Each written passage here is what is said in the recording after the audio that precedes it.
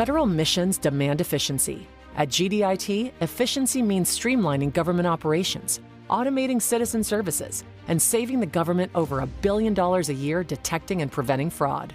We bring proven AI, cloud, and software development solutions to the forefront of driving efficiencies, delivering savings of up to 40%. Because at GDIT, efficiency isn't just possible, it's built in. Learn more at gdit.com.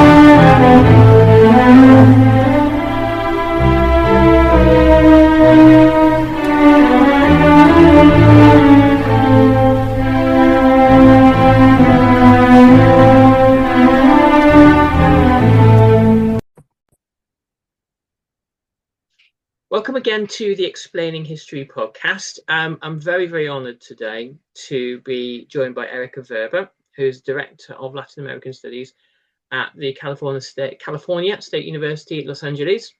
We're here today to talk about Chilean folk music, of all things, and particularly the musician, the ethnomusicologist, and the activist Violeta Parra, her life and the times in which she lived, and the significance and importance of that. And there is, I think, scope to talk a little bit later on about some more kind of contemporary things happening in Los Angeles that I think we really want to kind of examine together. But firstly, Ericka, welcome. It's a pleasure to have you. And thanks so much for waking up on the other side of the world at such an early hour to have a chat. Well, thank you so much for having me on this show. I'm so excited because I'm actually a trained historian. So I've done many different kinds of podcasts since this book came out. And this is one that's really right down my alley. So I'm excited. When I read about Violeta Parra, and it were the kind of connection between kind of modernity and folk music, about how she was really this kind of archivist and explorer of Chilean folk traditions. It set off all sorts of bells in my mind. The 20th century is littered with these sorts of people. Wherever you go in the world, probably due to things like recording equipment and techniques and things like that, you find somebody who was mining folk traditions. Tell us a bit about her. Who was she? Oh, well, Violeta Parra was a multifaceted artist. She grew up, she was born in the south of Chile in a tiny little town called San Fabian de Alico. And she was in a, I would say, her family was had an interesting formation in the sense that her mother really was a campesina. That's the word for peasant, someone who wakes up every morning and lives off the land with her family for, since millennium. And then her father was a school teacher, which in this small town meant that he was sort of a notable. He was educated, right? And so she really had both of these influences. And I mention this because one of the things she does over the course of her life, once she becomes involved in folk music, is there's an aura that she helps to create, but other people create around her, where she becomes a peasant woman, right? A campesina, right. Because who else, what better folks, what better person to just disseminate the folk music of Chile throughout the world than a campesina, right? But in fact, she never really woke up in the morning and worked the land. That wasn't ever. She always lived in small towns. Her father was a school teacher, and she herself, when she needed to go out and make a living, and she did because her father died tragically during the Depression, so the family was left destitute, 10 children to feed. The mother was a seamstress at that point. So when she does finally start making a living and fending for herself at the very early age of 13 with her siblings, they are musicians. They're not peasants, they're musicians. They go out and they sing on the streets. They sing in the marketplaces of the south of Chile and the town that they're in called Chillán, which is a little bit bigger now.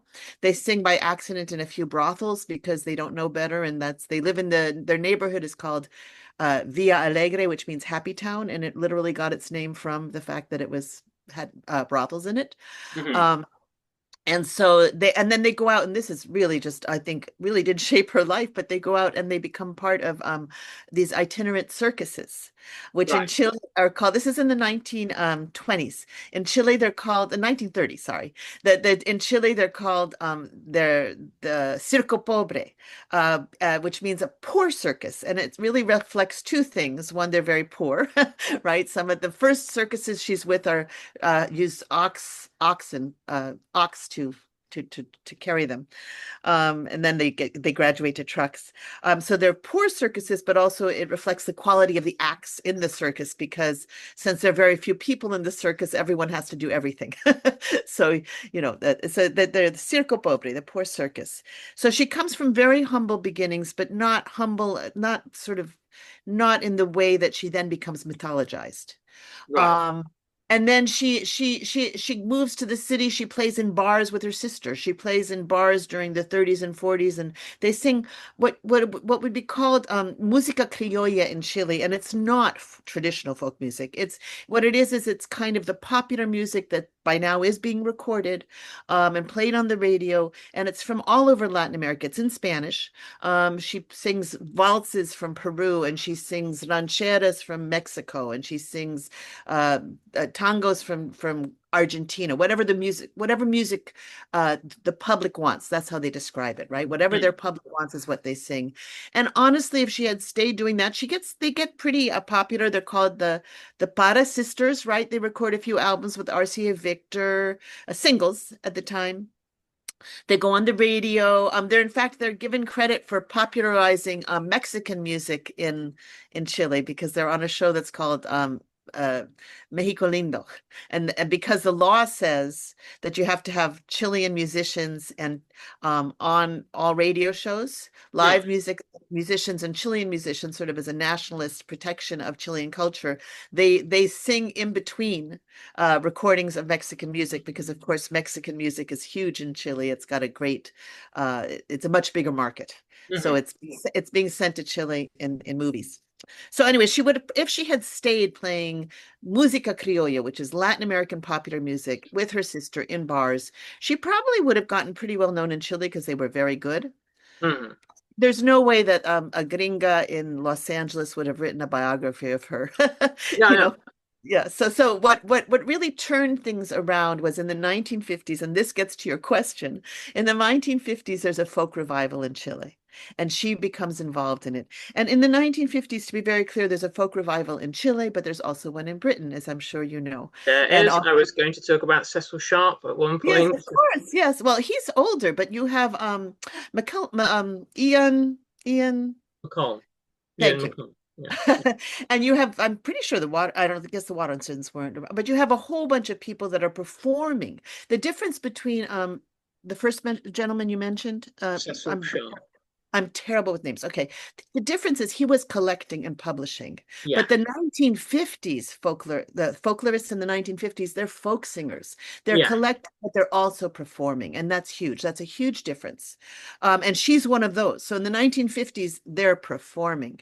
And I think the word folclorista in Spanish is the perfect word to describe her, because folclorista in Spanish has the double meaning of folklorist, someone Yeah. who collects these songs, but also folk singer. It means literally both. So that's what she was. And as a historian, let's look and see why there's folk revivals, not just in Britain and not just in Chile, but also in the United States, in Argentina, in Peru, throughout Europe, including in the Soviet bloc. But the two countries that are the exception, and it's, I don't think, coincidental, are Germany and France. Mhm. And my theory is, and it's not just mine, is that both countries, the word folk was so completely abused by the Nazis and by Yeah, the Vichy government that they couldn't have a quote unquote folk revival. It was too soon in the yeah. 1950s. And interestingly enough, that means that at least in France, they kind of borrow from other folk revivals. So they're playing banjos. They're really borrowing from the US folk revival, but they're also very interested in Latin American music as well, Yeah. because they're not really promoting their own folk music. So there's not much less competition. And I say interestingly enough because she's going to spend some formative years in Paris, and I we'll suppose get to that. the only figure you have at that time, it would be that comes to mind is Edith Piaf. Well, she's not really folk, right? She's pop. She's popular music. She sings, she has the accordion, but she's chanson, which is different. That's it. There's Leo Okay. Ferré, there's Cher. The person that comes to mind, but it's not traditional, it's a protest music, is Georges Brassens. And in the 60s, we'll get to Georges Brassens and Bob Dylan, because Violeta Parra then becomes a composer of protest music. But in the Mhm. 50s, she's just collecting. And Georges Brassens is already active in the 50s, so he beats her. uh, How can we account for it? I mean, this is fascinating. This global phenomenon in the global north and the global south yes. of people exploring folk traditions. Some of those folk traditions are more modern than you might think.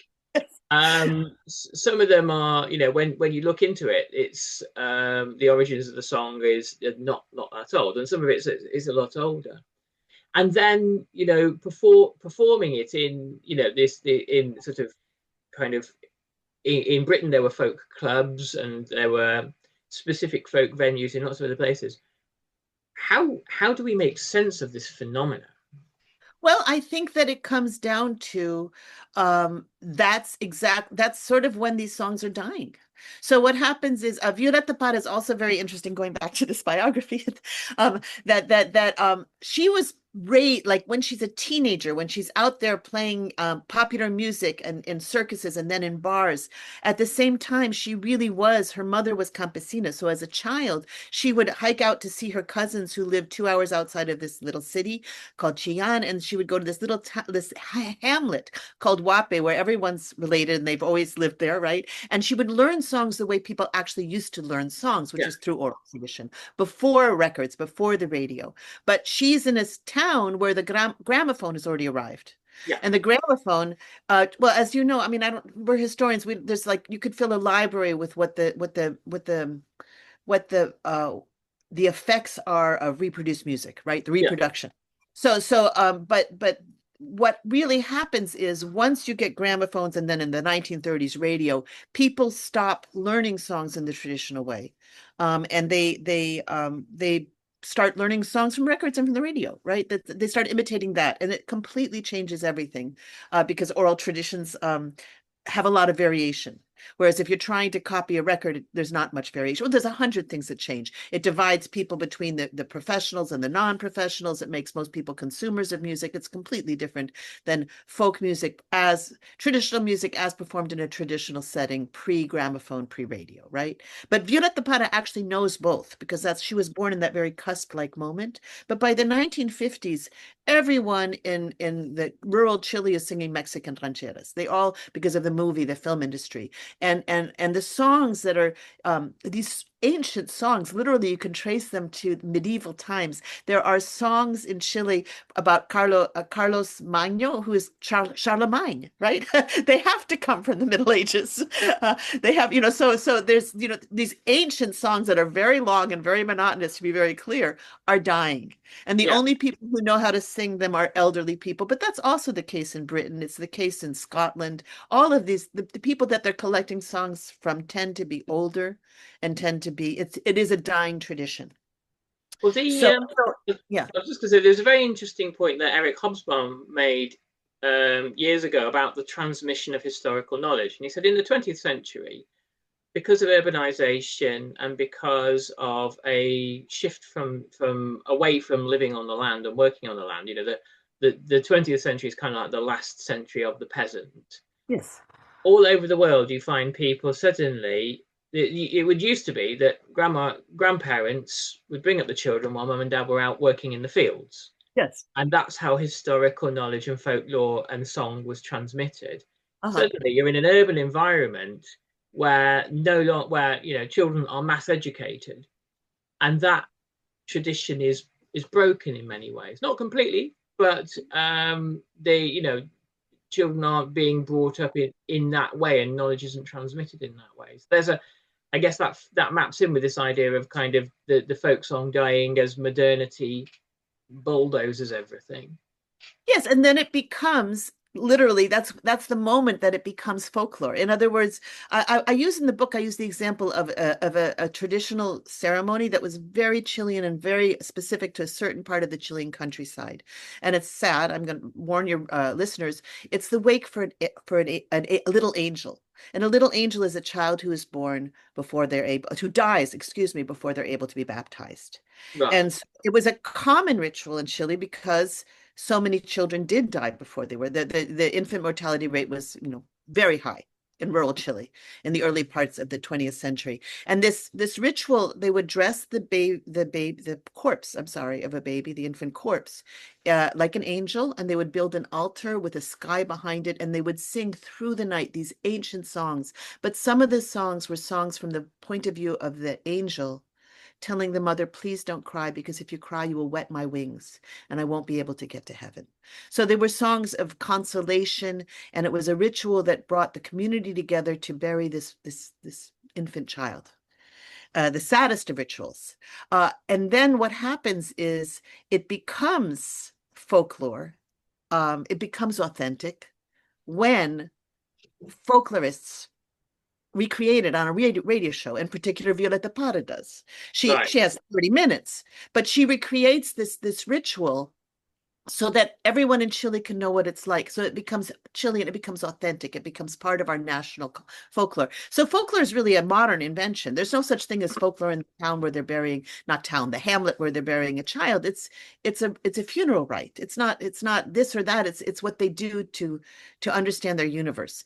But when we bring it to the city and we put it on the radio, then it's folklore, right? Yeah. It becomes folklore because someone has moved. What's his name? The anthropologist, Jane.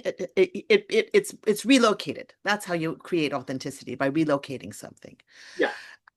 I'm so bad with names. It's terrible. I was thinking, I mean, it's funny you mentioned anthropology there, because it is a sort of what we do now is. When we started writing our thoughts down on paper, it opened up endless possibilities. Ideas could grow beyond the borders of the mind, and it changed the world. Somewhere along the way, we lost touch with paper, distracted by devices made for every purpose except for thinking and focus.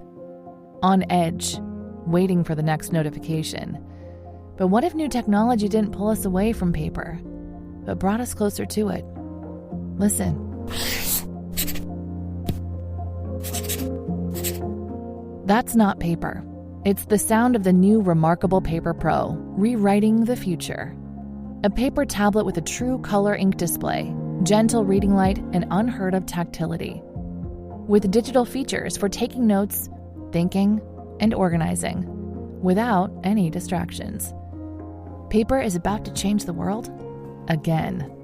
Get your paper tablet at remarkable.com today. It's like almost like an unknowing anthropological approach of like. I'm sorry, it's James Clifford. James Clifford is the anthropologist. Sorry, go ahead. We sort of go into the past as if we're kind of cutting our way through a jungle and finding strange people doing funny things and thinking, oh, well, and of course, the first anthropologist pointed out to us that when we find, when explorers find strange people doing funny things, they're not doing funny things. They are existing in the way that makes sense to them. But you can do that retrospectively by looking backwards through time at the worlds in which people have inhabited. But as you say, it's a funeral rite. It's not some bit of kind of magic almost that they're trying to do. So modern people make it authentic. I wanted to point out something else. They also sort of decide what is folklore. So Violeta Parra was very rebellious. She was very gender rebellious. As a woman, she did all sorts of things that women weren't supposed to do. And she also, with folklore, she was, like the proper folklorist would not. There's a bunch of songs that have doble sentido. How do you say it in French? Double entendre. They're dirty songs, right? They say things that people love to laugh about. And sort of the proper folklorist would never include that in a collection, would never sing them, but she of course does. And she also, so for example, one of her most sort of a sing along that everyone loves about her is called El Sacristan, which means the deacon, and it says that his kisses are sweeter than the love of a deacon is sweeter than honey. So and this sort of that kind of sort of sacrilege, right? Blasphemy. And then also she also includes, she has, at one point she becomes a curator of a museum of folk music in the southern town of Concepcion. And she includes an oil can in the collection because the truckers, when they sing traditional songs, accompany themselves on an oil can. So, and this is very scandalous, right? Because she has these ancient guitars that, descend from medieval Spain and then have been adjusted to the Chilean countryside. They have, 24 strings. They're called guitarrones and they're very special. And then she has an oil can, which anyone could have in her house, but that's what's used as an instrument. And that's the point she's trying to make. So she was avant-garde in that sense as a folklorista. She was not a prude, and she was had a very, I think, class more Marxist definition of what folklore was than other people. Yeah, it sounds very much like that. And she herself was kind of an activist. I mean, what was the kind of the political and the social context of her life? She dies in 1967, doesn't she? Yes. So. Well, so there's two things that I'd like to touch on. One is that after the 1950s, you have the 1960s. Everyone, which is as historians, what could be more fun than to look at? And the 1960s, these kind of traditional songs, they kind of get, so most people kind of get, well, they're not trendy anymore. What becomes trendy in the 1960s are what one scholar has called the folk poets. People like Bob Dylan. I think Ian McCullough, doesn't he write his own songs? Yeah, Ewan McCall, yeah. Ewan McCall, he writes his own songs. So people like that, and every country has one. So in Chile, it would be Victor Jara, right? Victor Jara is Chile's Bob Dylan. Bob Dylan is the United States Victor Jara, right? And Russia even has them. They really have these guitar poets all over the world at that point. And what becomes authentic is no longer finding the traditional songs. What becomes authentic is playing in a folk club with your leather jacket and your jeans on and bearing your soul, right? And also a lot of political music, protest music is the thing also in the 1960s.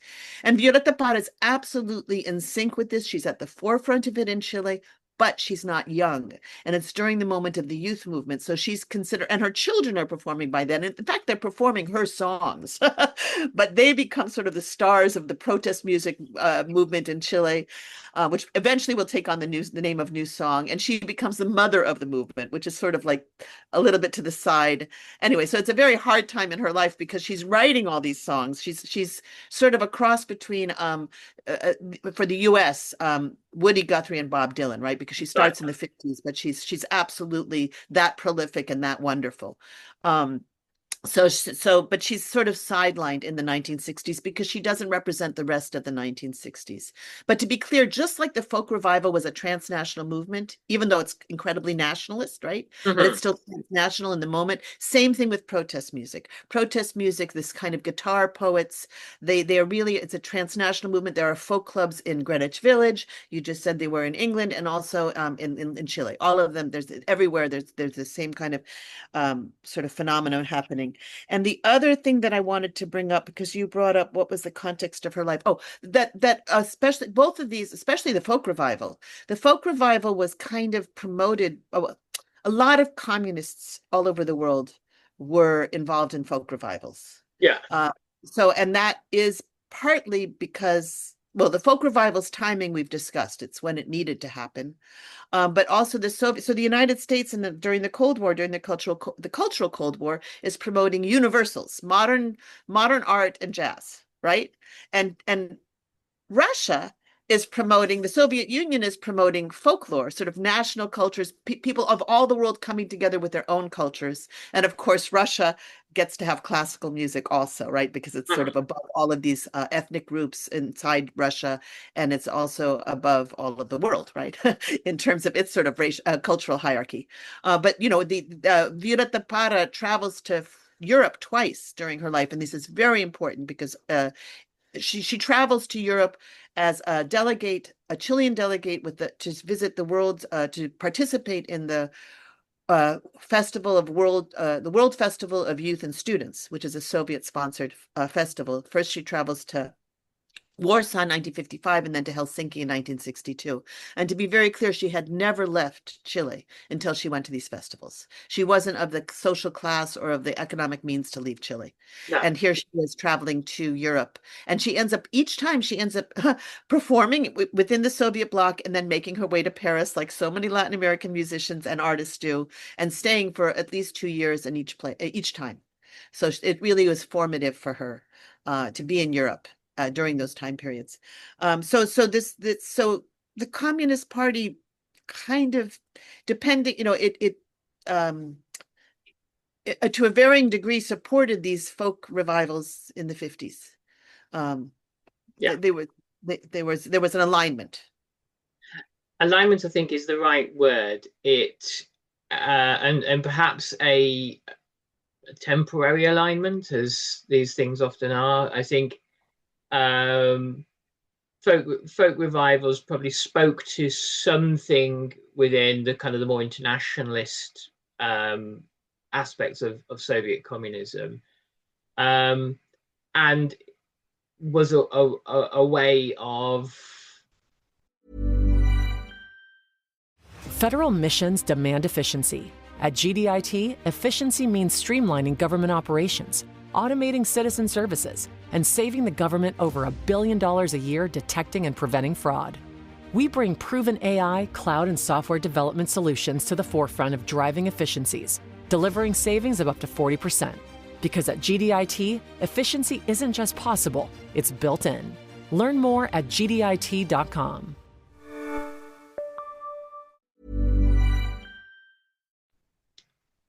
Trying to articulate, I think, some sort of some sort of values across the global south. I think probably with the Soviet Union it was quite sporadic. I think that they, I don't know if they were as committed to that as maybe the Chinese became later on, and Mao's kind of idea of communist internationalism was very much more focused on the global south. But what do you think?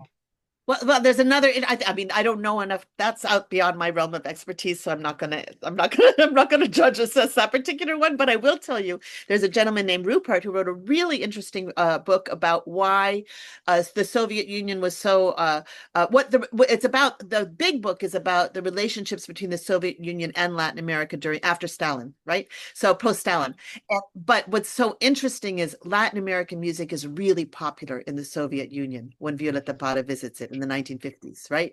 As Soviet bloc. But again, it's also really popular in Paris. So that, cha-cha-cha, right? The 1950s, cha-cha-cha. My grandmother danced it and I'm not Latin American, in New York. It was absolutely, but also in the Soviet Union.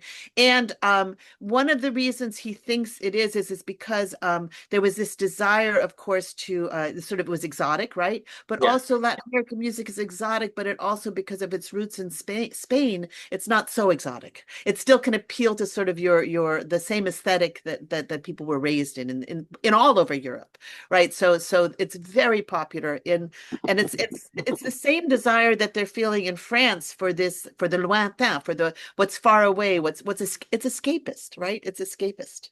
And people certainly after World War II in the 1950s, there was a tremendous desire to escape the horrors of war and then the poverty that came with it, the suffering that came with it. There's one thing that I think we were going to turn our thoughts to. This is a product of a conversation we were having before the recording began. Ericka is, of course, in Los Angeles, and Los Angeles is currently, I guess, an epicenter, an emergent front line between the increasing sort of fascistic tendencies of the Trump regime and, well, everybody else. And I just wonder, Ericka, perhaps you can tell us a little bit about the condition in Los Angeles, about how things are at the moment. Oh, well, thank you for that question. And things are horrendous, and the word fascistic is absolutely what needs to be said. And I'm sure that your listeners all know about the raids that have been going on all over neighborhoods in Los Angeles.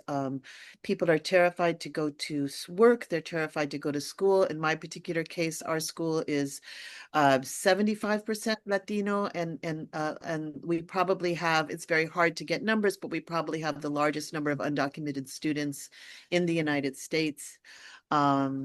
And so, you know, my professors that are teaching summer classes have gone online, as opposed to, because, you know, you'll have a class of 25 students, 7 won't be able to come to, they're just terrified to leave their homes. And so they've gone remote. And they stage, we have a few CSU. So we're a California State University. There's 23 campuses. There's 5 in the LA district. And one of them, our sister campus, Cal State University Dominguez Hills, which is in South Central LA. If anyone knows South Central LA, it's a working class Black and brown neighborhood. ICE staged in their parking lot that did not go onto camp. Well, they did go onto campus. They didn't go to hunt down students, but they staged in their parking lot. And it turns out that legally there was nothing the university could do, because parking lots at public institutions are public property. And so you can't stop people from coming on it. At least that's what we were told.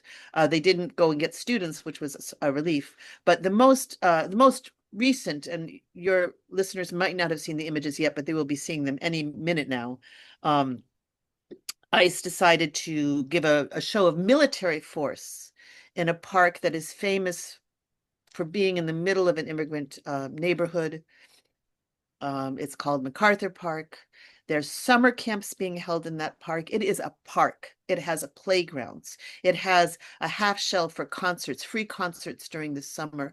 And they staged a military sort of procession through it with trucks, with armored vehicles, and with horses in the middle of the day. And then they embedded Fox News reporters so that it, you know, just the way you would do in a war zone, so that they could get the images they want. It was clearly a publicity stunt. And it's hard, and they took away nobody.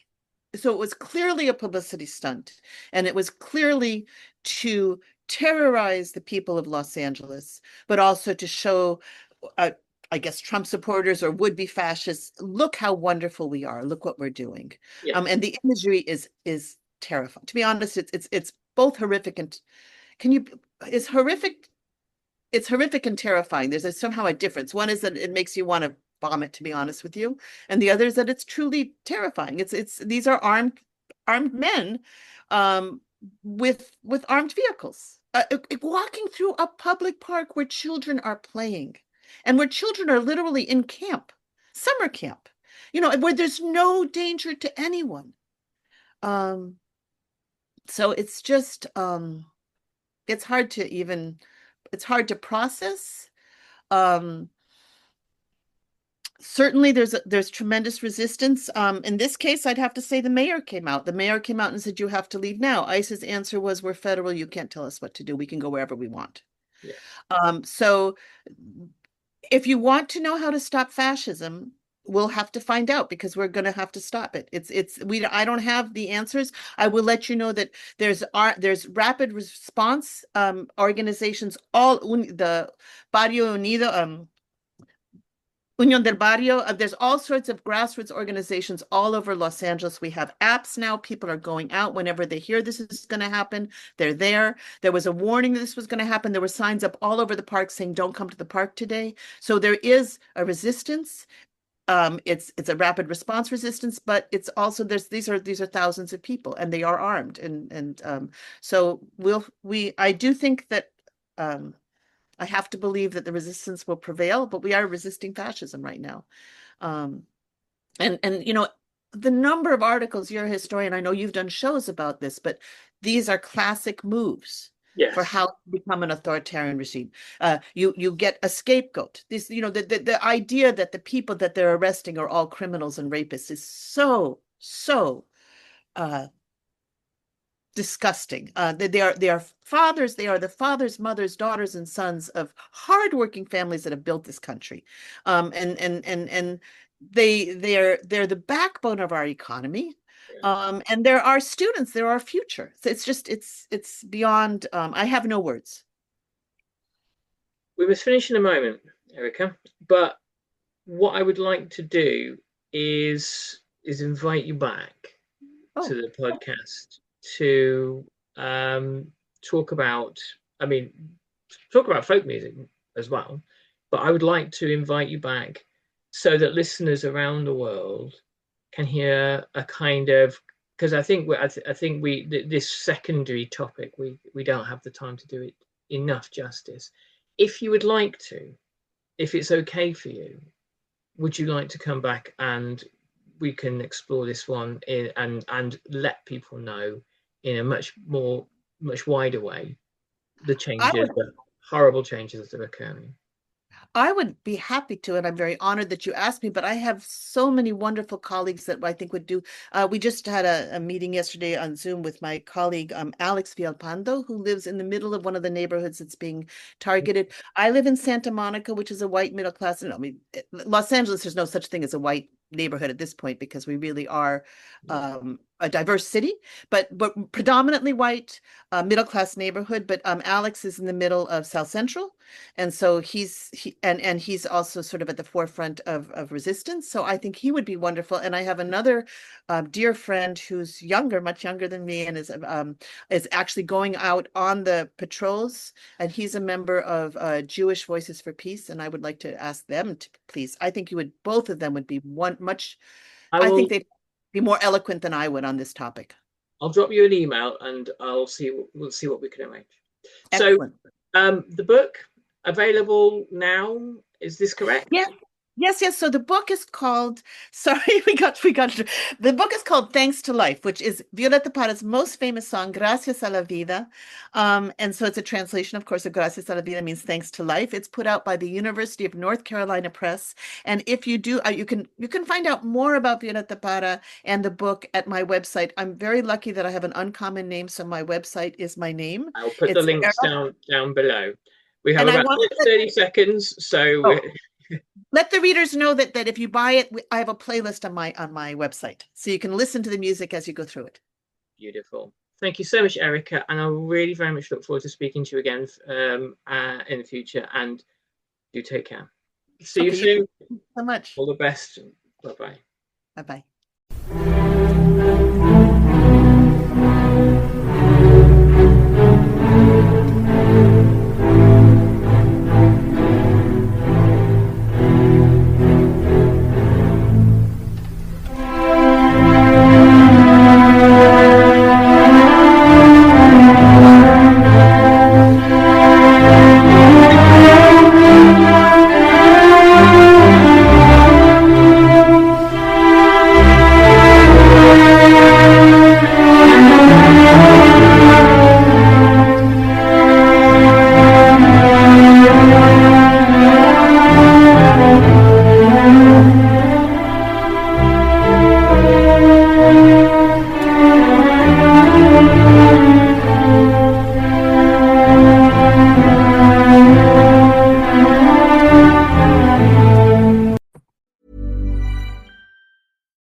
Mission success doesn't come from PowerPoint slides. It comes from rock-solid technology systems that you can depend on when everything's on the line. From enabling warfighters at the edge to deploying AI to secure national intelligence, we're there, delivering the tech that runs faster and hits harder. GDIT, for everywhere the mission goes, and failure's not an option. Learn how we deliver technology for America's critical advantage at gdit.com.